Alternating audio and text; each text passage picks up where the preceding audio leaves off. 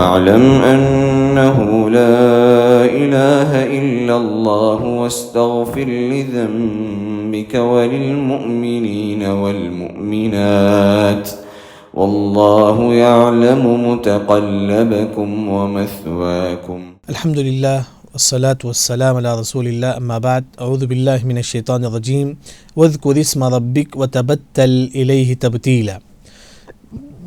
جیسے کہ سورہ مزمل کی تفسیر چل رہی تھی، آج سورہ مزمل آیت نمبر 8 سے ہماری تفسیر ہوگی۔ یعنی کہ آیت نمبر 8 میں اللہ نے وہی، جیسا کہ میں نے اس سے پہلے بھی ذکر کیا، تم اللہ کا ذکر کرو۔ 3 چیزیں اگر آپ کریں گے آپ کا تعلق اللہ سے مضبوط ہو جائے گا۔ ایک تہجد، دوسرا قرآن کی تلاوت، تیسرا ذکر۔ چلتے پھرتے ذکر کرتے رہو، سبحان اللہ، الحمد، جیسا کہ اللہ نے کہا الذین یذکرون اللہ قیاما وقعودا وعلی جنوبہم، چلتے پھرتے اللہ کا ذکر کرو۔ بلکہ اللہ تعالیٰ یہاں تک کہتے ہیں کہ جب آپ سو جاتی ہیں، لیٹتے ہیں بستر میں، تب بھی بولو سبحان اللہ الحمدللہ۔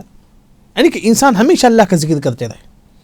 بلکہ حدیث میں آتا ہے کہ من قال سبحان اللہ بحمدہ 100 مرہ، اگر آپ سبحان اللہ بحمدہ 100 مرتبہ پڑھیں گے، 100 مرتبہ آپ کو پڑھنا ہے، حطت عنہ خطایا وان کان مثل زبد البحر، سمندر کا اتنا بھی گناہ ہو تو اللہ تعالیٰ معاف کرے گا، سمندر کے اتنے بھی گناہ ہو۔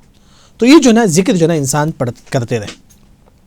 اس کے یہاں اللہ تعالیٰ کہتی ہے کہ وَتَبَتَّلْ إِلَيْهِ تَبْتِيلًا، یعنی کہ آپ کے دل میں، تبتل کا مطلب الگ ہونا، جیسا کہ مریم علیہ السلام کیا بولتی ہیں کہ بطول بولتی، کیونکہ وہ لوگوں سے الگ ہو کے عبادت کرتے تھے۔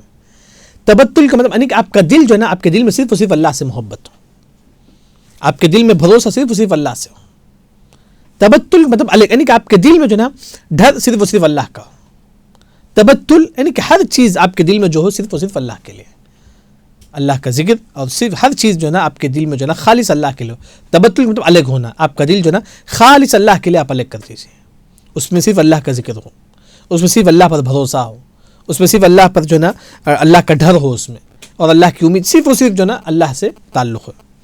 اس کے بعد اللہ نے فرمایا کہ رب المشرق والمغرب، مشرق کا رب بھی اللہ تعالیٰ ہے، مغرب کا رب بھی اللہ تعالیٰ ہے، مشرق مغرب، جیسے کہ جہاں سورج نکلتا ہے اس کا بھی رب اللہ تعالیٰ کا ہے، جہاں سورج غروب ہوتا ہے اس کا بھی رب اللہ ہی ہے، یعنی کہ ہر چیز کا رب کون ہے؟ اللہ تعالیٰ ہے۔ پھر اس کے بعد اللہ نے کہا کہ لا الہ الا ہو، اللہ کے علاوہ کوئی معبود برحق نہیں، سب سے افضل ذکر ہے۔ ہم میں سے کتنے لوگ پڑھتے ہیں لا الہ الا اللہ؟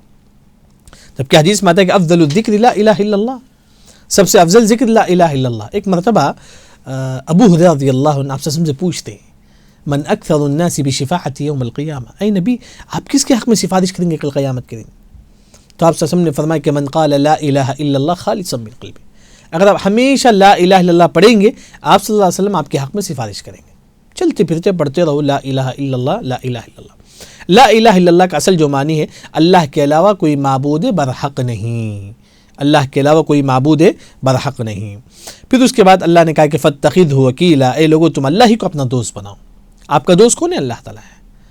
آپ کا مدد کرنے والا کون ہے؟ اللہ تعالیٰ۔ نہ قبر والے، نہ مزار والے، نہ فلاں عالم، نہ فلاں پیر، نہ بت، نہ کچھ، بلکہ آپ کی مدد کرنے والا کون ہے؟ اللہ تعالیٰ ہے۔ اس کے بعد اللہ نے کہا کہ وَاصْبِرْ عَلَىٰ مَا يَقُولُونَ، اے نبی تم صبر کرو۔ یہ جو کافر آپ سے کو بولتے تھے کہ پاگل، مجنون، آپ سے کو فلاں فلاں بولتے تھے، نعوذ باللہ، اللہ نے کہا کہ اے نبی تم صبر کرو، وَاصْبِرْ عَلَىٰ مَا يَقُولُونَ، اے نبی یہ جو کافر جو بولتے ہیں آپ اس پہ صبر کرو، اور وَاهْجُرْهُمْ هَجْرًا جَمِيلًا، بڑا اچھا ادب ذکر یاد رکھیں، میرا اور آپ کے لیے سبق ہے۔ کوئی اگر آپ کو تکلیف دیتا ہے آپ بولو کہ وَاهْجُرْهُمْ هَجْرًا جَمِيلًا، آپ بولو کہ نہیں بھائی میں کچھ بھی نہیں کروں گا، وَاهْجُرْهُمْ هَجْرًا جَمِيلًا۔ آپ کو کوئی گالیاں دیتا ہے آپ جو نا اسے گالیاں مت دو، وَاهْجُرْهُمْ هَجْرًا جَمِيلًا۔ کوئی آپ کو مارتا ہے وَاهْجُرْهُمْ هَجْرًا جَمِيلًا، آپ اسے کچھ بھی مت بولو، آپ چھوڑ دو اچھی طریقے سے۔ جیسے وہی اللہ نے کہا وَإِذَا خَاطَبَهُمُ الْجَاهِلُونَ قَالُوا سَلَامًا، جب جاہل سے آپ گزرے تو سلام کر کے وہاں سے نکل جاؤ۔ وہی اللہ تعالیٰ یہاں کہتے تھے کہ وَاهْجُرْهُمْ هَجْرًا جَمِيلًا، جیسا کہ ابراہیم علیہ السلام کے جو والد ہیں آزر نے کہا کہ اے ابراہیم میں تجھ کو ماروں گا، لَأَرْجُمَنَّكَ وَاهْجُرْنِي مَلِيًّا، اے ابراہیم میں تجھے پتھر پھینک پھینک کے ماروں گا۔ ابراہیم اسلام کے والد نے کہا، ابراہیم اسلام نے کیا کہا؟ قَالَ سَلَامٌ عَلَيْكَ، اے ابو جان میں تم کو کچھ بھی نہیں کروں گا۔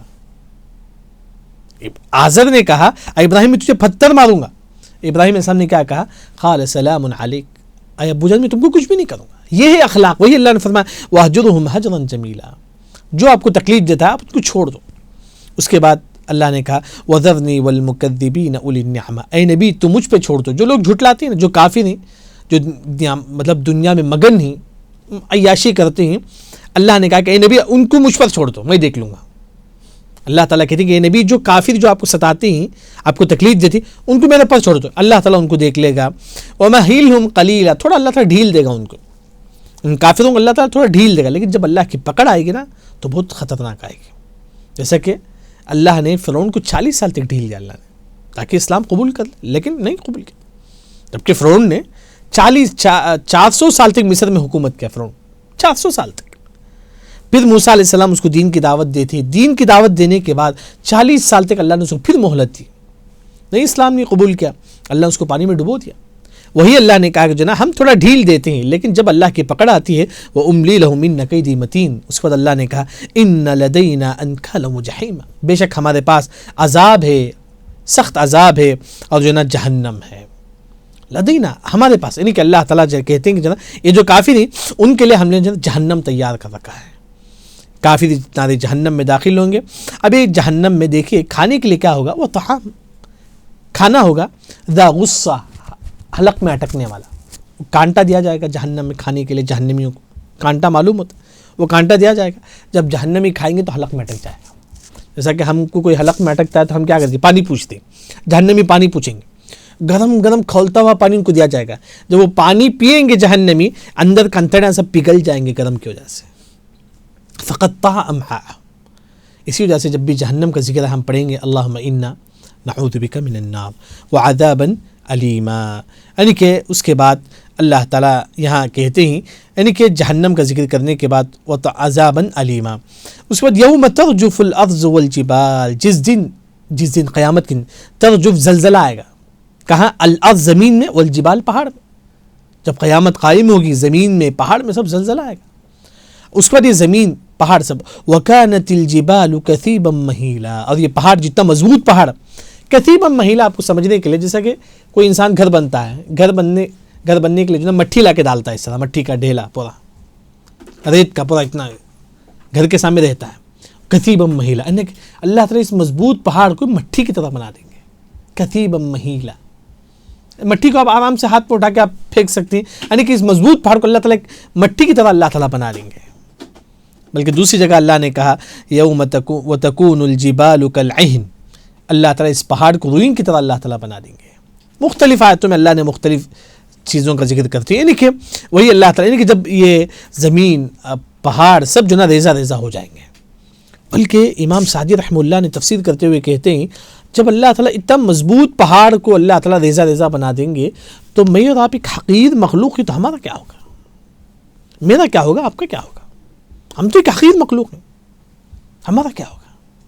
تو وہی اللہ تعالیٰ جو نا قیامت جب قائم ہوگی تو اس وقت جو نا اس طرح ہوگا، یعنی کہ یہاں دوسرے ایپیسوڈ میں جو بات بتائی گئی ہے، یعنی کہ تم اللہ سے تعلق جوڑنے کے لیے 3 چیزیں ہونا چاہیے، تہجد، قرآن کی تلاوت، ذکر۔ اس کے بعد اللہ تعالیٰ کہتے ہیں کہ وَتَبَتَّلْ إِلَيْهِ تَبْتِيلًا، ہمارا دل صرف اللہ سے لگے، بس محبت ہمارے دل میں صرف اور صرف اللہ کی ہو۔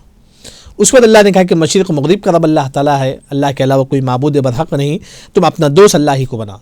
اگر آپ کو کوئی ستاتا ہے، تکلیف دیتا ہے، آپ صبر کرو، آپ گالیاں مت دو، لیکن آپ الٹا جو نا آپ صبر کرو۔ ساتھ میں اللہ نے یہ بات یہ بھی کہتی ہیں کہ یہ جو کافر جو مزہ اڑاتی ہیں نا دنیا میں، اللہ نے کہا کہ اے نبی ان کو چھوڑ دو، میں دیکھ لوں گا۔